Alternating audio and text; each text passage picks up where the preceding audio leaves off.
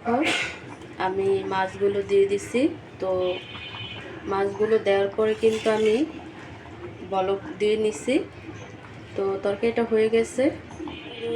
আসসালামু আলাইকুম, welcome back to my channel. কেমন আছো তোমরা সবাই? আশা করি ভালো আছো, আল্লাহর রহমতে আমি অনেক ভালো আছি। তো গাইস, তোমাদের মাঝে আরেকটি রান্নার রেসিপি নিয়ে চলে আসলাম। তো আজকে কী রান্না করব তোমাদের সাথে শেয়ার করব।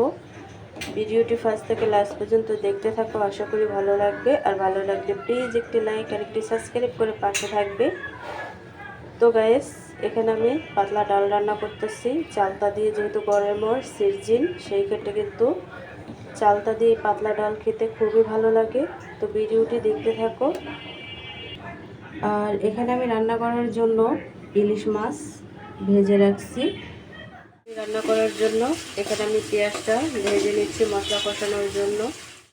এখানে আমি তরকারি রান্না করার জন্য মশলা কষায় নিচ্ছি। দেখো তেল বের হয়ে গেছে।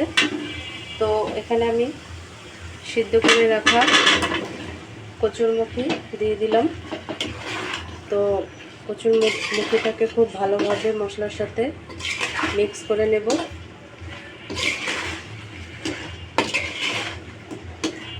তো আমি একটু কষিয়ে নেব কচুরমুখীটাকে। দেখো কচুরমুখীটা কিন্তু একেবারেই কষানো হয়ে গেছে আর মাখা মাখা হয়ে গেছে। তো এখানে আমি ঝোল অ্যাড করব। তো দেখো এখানে আমি ঝোল দিয়ে দিছি। তো বলক আসার পরে আমি মাছগুলো দিব।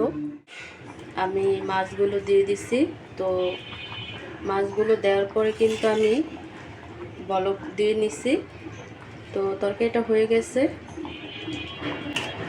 আর কালারটা কত সুন্দর আসছে দেখো। তো গাইস, আজকের রেসিপিটা কেমন লাগছে অবশ্যই কমেন্টে জানাবে।